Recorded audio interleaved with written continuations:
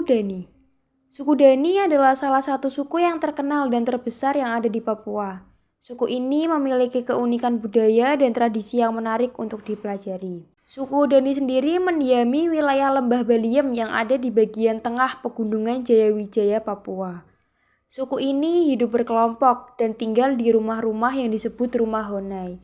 Mereka juga masih memegang teguh adat dan kebiasaan dari nenek moyang dan masih menggunakan teknologi Neolitik dari masa lalu. Kaum laki-laki suku ini juga masih menggunakan koteka untuk menutupi kemaluan dan para wanitanya menggunakan pakaian rumbai yang terbuat dari rumput dan serat.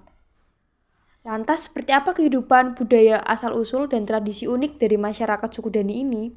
Berikut video yang akan kami tampilkan untuk penjelasan dari suku Dani. Bahasa Dani adalah bahasa yang secara aktif dituturkan dan dipakai oleh suku Dani dalam kehidupan sehari-hari. Bahasa Dani terdiri dari 3 sub keluarga bahasa, yaitu yang pertama sub keluarga Wono di Bongkodini dan yang kedua sub keluarga Dani Pusat yang terdiri atas Loga Dani Barat dan Loga Lembah Besar Durgawa, dan yang ketiga sub keluarga Ngalik dan Das. Bahasa suku Dani termasuk keluarga bahasa non-Austronesia dan bahasa Papua Tengah secara umum.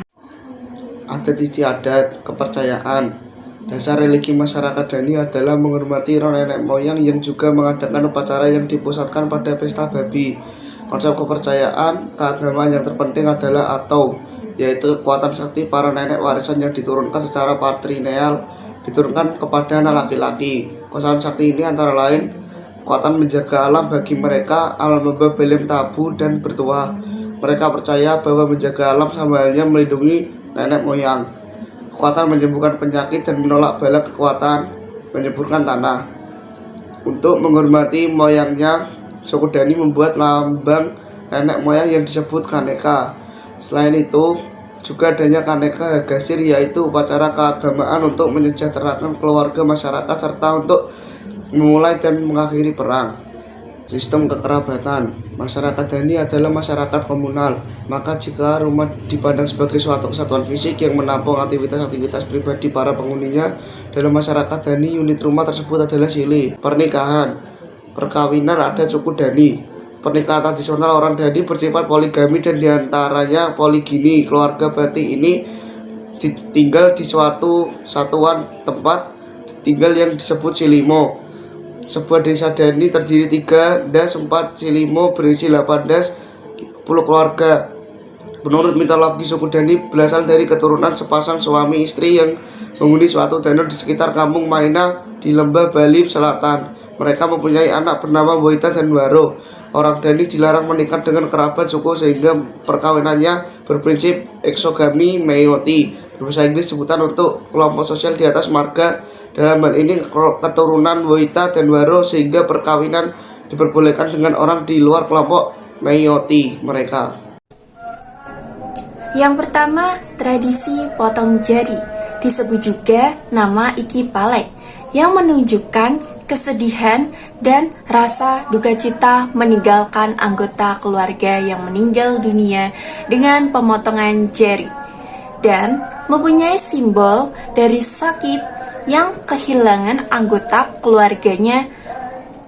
Bagi suku Dani, jari diartikan sebagai simbol kerukunan, kesatuan, dan kekuatan dalam diri manusia maupun sebuah keluarga. Yang kedua, tradisi mandi lumpur mempunyai arti bahwa setiap orang yang meninggal dunia telah kembali ke alam. Manusia berawal dari tanah dan kembali lagi ke tanah. Yang ketiga, upacara Wamawe.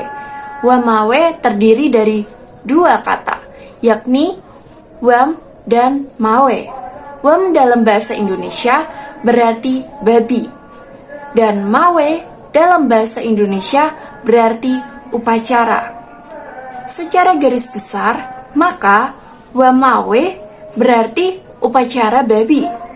Upacara ini tidak berlangsung setiap tahun, tetapi setiap 4 atau 5 tahun sekali. Upacara Wamawe dilaksanakan khusus bagi kaum laki-laki. Pelaksanaan Wamawe sebagai upacara untuk menyelesaikan masalah-masalah adat yang terjadi di dalam masyarakat. Masalah-masalah yang muncul itu seperti masalah mas kawin yang belum dimilikinya, atau masalah-masalah hutang piutang. Tarian suku Dani, tarian selamat datang. Tarian ini adalah sebuah penghormatan kepada siapapun yang dianggap sebagai teman atau saudara oleh suku Dani. Layaknya sapaan untuk mempersilahkan tamu memasuki rumah. Tarian ini pun dilakukan sebagai bentuk keramahan suku Dani sebagai tuan rumah. Tarian selamat datang ini dilakukan secara beramai-ramai. Umumnya melakukannya adalah kaum wanita. Hal ini disebabkan karena kaum wanita jadi dengan urusan domestik dalam rumah tangga, masuk urusan menyangkut, sedangkan para wanita biasanya sudah dengan urusan luar rumah seperti berburu dan berperang. Pakaian adat suku Dani dapat ditemui di daerah jajaran Pegunungan Jayawijaya, tepatnya di Lembah Baliem, Pegunungan Tengah, Provinsi Papua. Bahan yang digunakan adalah bahan alami. Bagian penutup dibuat dari bahan dasar daun sagu dan dirajut dengan rapi. Sedangkan untuk penutup kepala secara khusus menggunakan burung kasuri. Pada umumnya pakaian adat Papua memang tidak menggunakan atasan. Sebagai penggantinya, pada umumnya terdapat lukisan pada tubuh dengan motif daun atau akar pohon. Warna umum yang sering digunakan adalah putih dan merah. Warna merah berasal dari pasta tanah liat, sedangkan warna putih berasal dari kulit kerang yang dihaluskan. Rumah adat suku Dani, yaitu bernama Rumah Honai.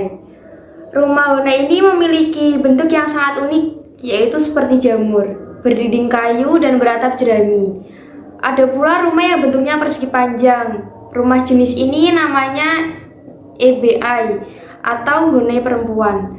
Perbedaan antara Honai dan EBI terletak pada jenis kelamin penghuninya. Honai dihuni oleh laki-laki dan EBI dihuni oleh perempuan. Cocok tanam merupakan suatu babak baru dalam kehidupan masyarakat prasejarah setelah cara hidup berburu dan mengumpulkan makanan dilampaui. Kegiatan ini merupakan suatu gambaran revolusi budaya yang sudah terjadi sejak 3500 sampai 2500 Masehi atau pada masa Neolitik. Hal ini terjadi sejalan dengan perkembangan pengetahuan manusia tentang sumber makanan, penciptaan teknologi peralatan yang semakin maju, dan ketersediaan sumber makanan di alam yang semakin berkurang. Sehingga mendorong mereka untuk mengubah pola adaptasi terhadap lingkungannya dengan pola-pola tertentu seperti pola hidup menetap dan penguasaan berbagai jenis tumbuhan dan hewan mulai dijinakan dan dipelihara pada masa ini juga. Kegiatan tebas bakar hutan atau slash and burn untuk dijadikan ladang mulai dilakukan. Walaupun masih bersifat sederhana, memahami hal tersebut di atas memberi gambaran bahwa begitu besar ketergantungan manusia pada alam lingkungannya, sehingga hampir seluruh waktunya diisi dengan kegiatan mencari makanan.